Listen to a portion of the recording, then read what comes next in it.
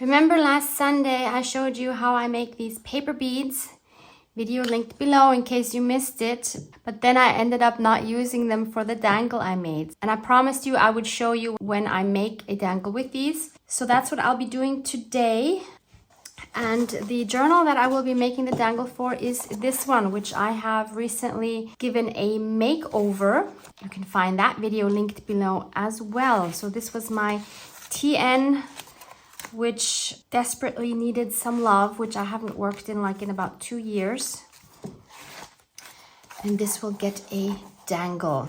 So I'm going to do this in the same way that I made the dangle last week for my December 2021 journal. And in preparation, I have already put the eye pins through my paper beads, and I always added a bead on top and the bottom. Actually, not always. Sometimes I only added a bead on the bottom and left the top just with the loop. Then I thought what would be fun to add as well are these cute little glass bottles. I found these at a craft store and they were empty, so I just added some sequins inside. And you can still see the glue here. I glued the cork so that it won't come out. And they already had these metal loops on the top, but you could easily do that yourself if you have little bottles like this, but without the loop. You could just take an eye pin, clip it off, and stick one side into it, and then you have the loop on top. Obviously, when the glue is dry, we won't see the white anymore. So let's make a dangle. Again, I will start by punching a hole here in the middle of my spine on the top, using my crocodile.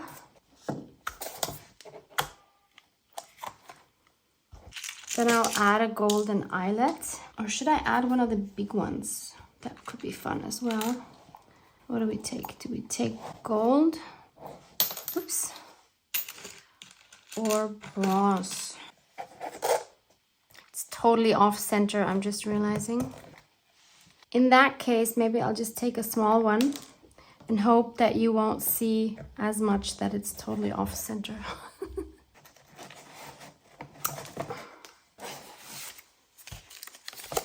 Okay, the eyelet is secured. I chose the same green thread that I used for my for binding my signatures here. And I'm going to take 3 strands. This time I'll make them longer so that it's easier and I can always cut them off. So I'll make them about the length of my book spine double. So I'll cut 3 lengths like that. Then I fold them in half, take my tweezers and push them through the eyelet from the outside in. Put the tail through the loop. And now we're ready to add our beads. And this time I'm just going to take these and tie them onto different heights of my thread. So I'll always just make a double knot at the height that I want this bead to be. It's like the simplest way ever to add jewelry to your spine. And I just continue doing that. I'll vary the heights until I feel I have enough. So this one I'll put a little lower.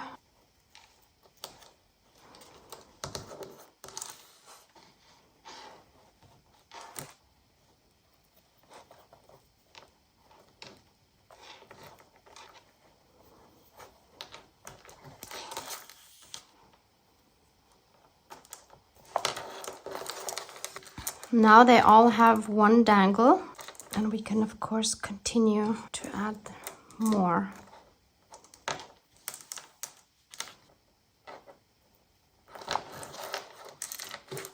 Always good idea to check in between how they look when they hang. Yeah, I think I wouldn't add much more than this because the size of my journal and spine isn't huge, so I think it would look weird if I have like this massive dangle on it.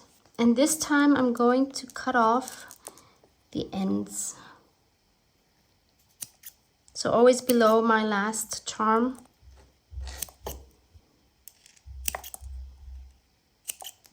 It's almost like giving a haircut.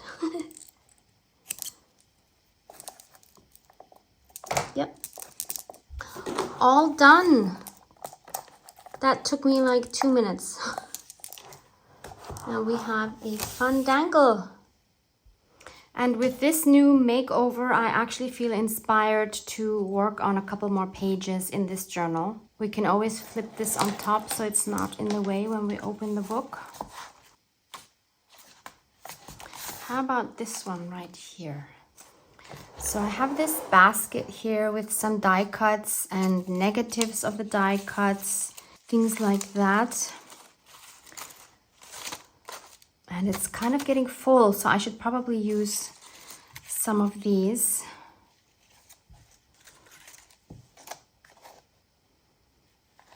These look very cool. These are the ones I experimented on with my rust powder, which didn't come out as planned. Somehow it looks cool.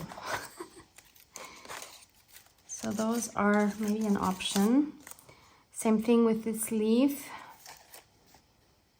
Does look very cool. Or one of these negatives is also fun. This is out of canvas.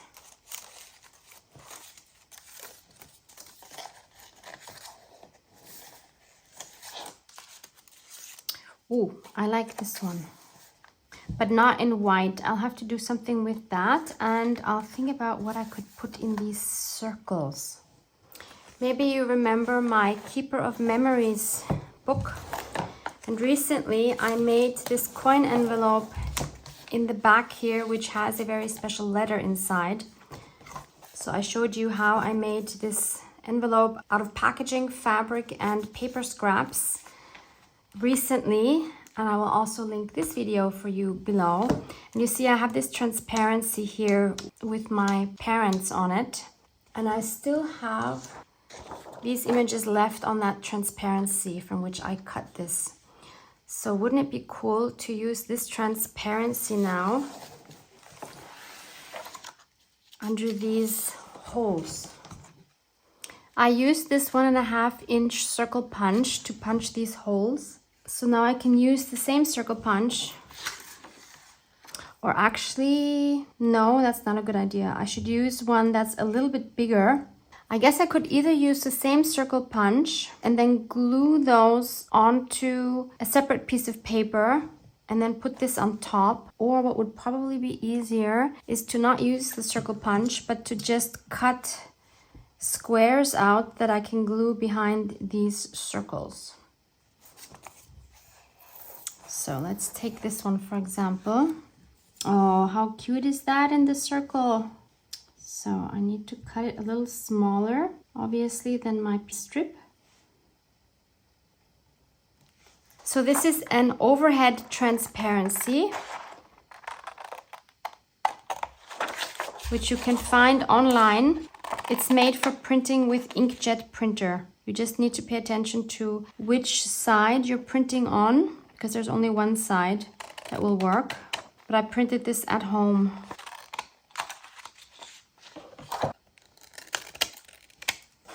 How cute. Okay, so we need 3 more. That's one right there.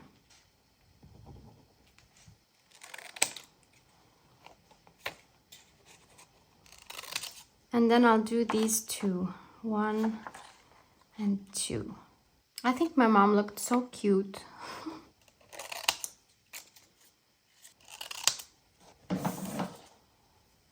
And I think the best way to adhere them, one easy way would be to use staples, but I don't want the staples there.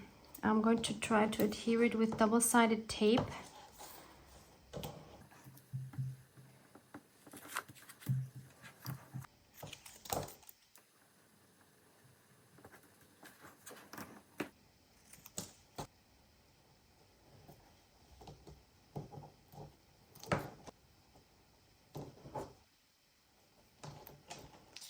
Okay, here it goes.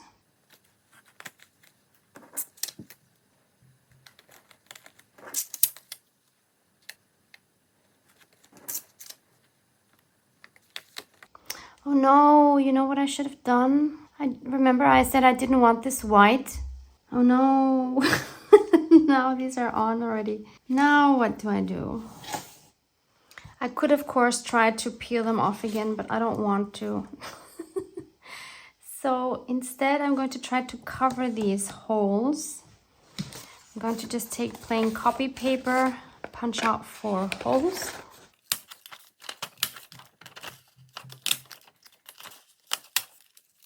So put these on top to cover the photos.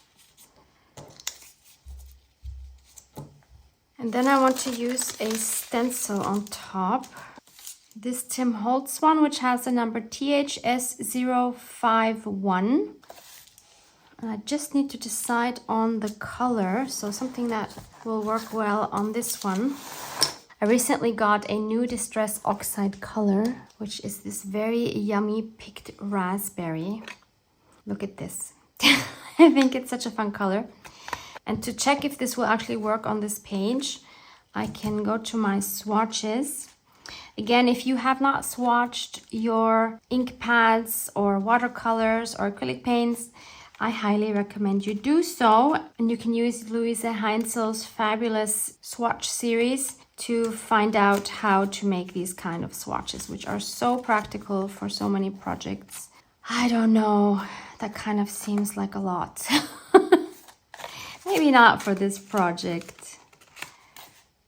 Maybe I want to stay more like tone in tone. No, that's too much tone in tone. This might be a nice one. It's crushed olive. Peeled paint. It's too much of the same. Forest moss is also too much the same. Mustard seed. I'm gonna go for crushed olive. Let's find the right brush. Yep. Oh, this one got contaminated a little bit. You see this red? That's of course because that glass is next to this glass. And then of course, when they smooch a little bit, you know, and no one's watching, that's what happens. Usually I wouldn't mind, but in this case, I don't think I want the pink on this. So let's try to get rid of that. I'm just realizing I wouldn't even have needed to cut out the circles because I can always wipe off the Distress Oxide. That would be very easy, but I have them now, so that's okay. Ooh, this works out perfectly. It has the right length to exactly fit my strip. Thank you.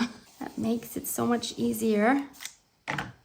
With this stencil and this color now, of course, this is going to look a lot more modern. So I'm not going for a vintage look right now. Okay, what does this look like?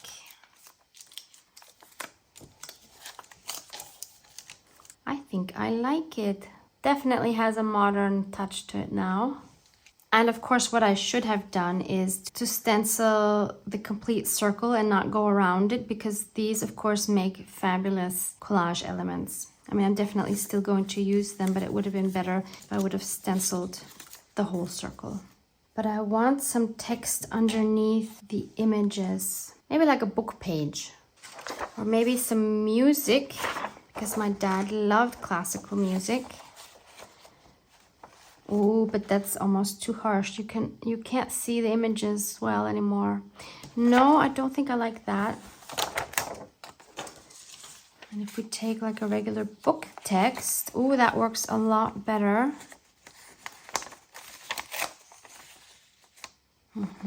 Maybe I can find a book page where the text is not as bold. Maybe this dictionary page would work. Oh yeah, I think that would definitely work. So I'll cut this down to fit my strip.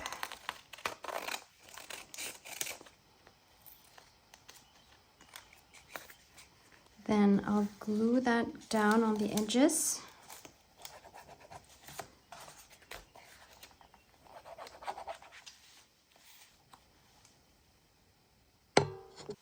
I found some papers that might work here. I'm not sure what I'm trying to do here at the moment.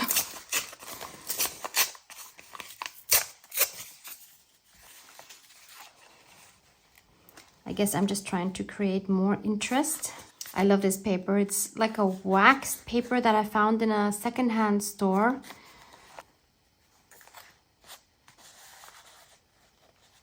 I'm not liking this.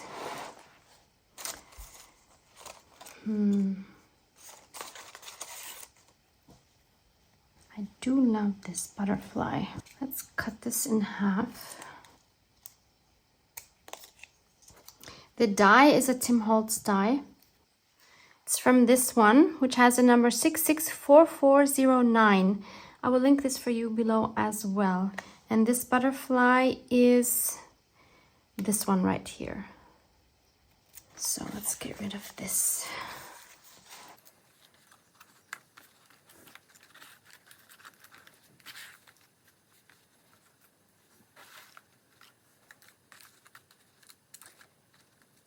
I think they're a bit too dark and gloomy. I want this to have more of a happy vibe.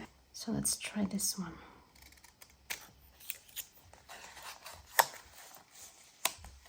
That's a much happier vibe, don't you think? I found this one that would work from the size, but it needs some color. I'll go with these 3 colors. I think they work really well with what I have here. I'm getting serious. I'm wearing my gloves. Always when I use distress oxides, I prefer using gloves. So let's add some water. And then let's dip our little butterfly in there. And dry that. I'm starting off with the lightest color. Okay, that is very, very light, so I want to add a little bit more. At least to that 1/2.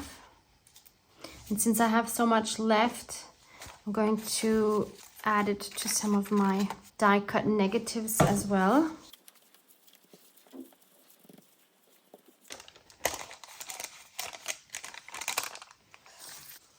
Then let's add some fossilized amber.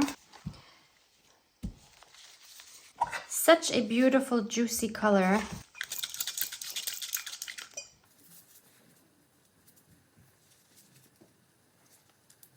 And let's add some here as well.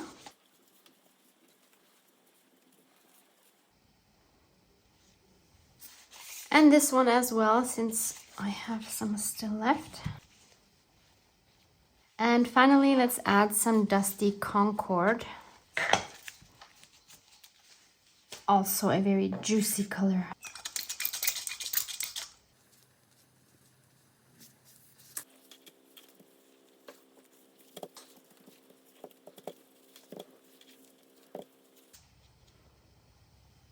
And once they're dry, I'm going to add a little bit of contrast by adding some black splatters. This is thinned down acrylic paint.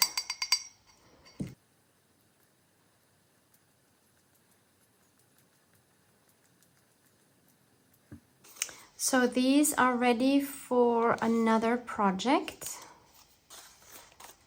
And this little guy I can put up here. And I think he works perfectly with these two. Actually, should we slant this a little bit? The background still looks a bit empty, so I wonder if I add some of these more modern looking letters. I want to stay with the modern feeling.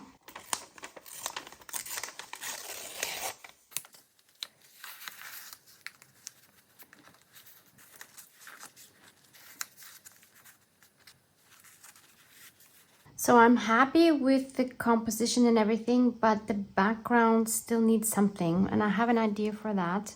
Before I do that, I'm going to glue on these bits so that it's one piece. I'm not inking anything up.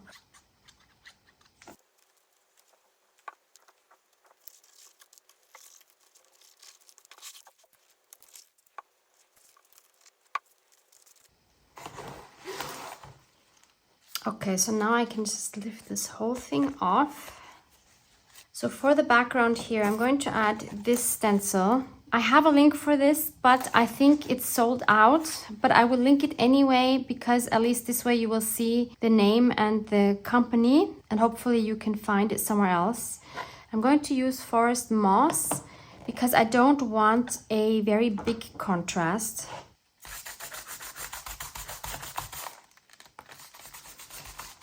I don't need to worry about the middle. Yeah. Oh, that makes a huge difference. That's exactly what it needed.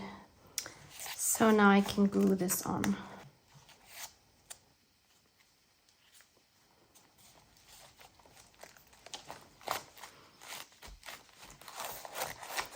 I'm so happy this book is coming to life again after I gave it the makeover.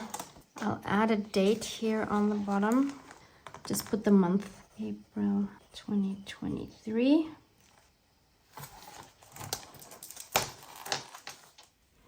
Let's put it on the shelf and see what it looks like with the dangles.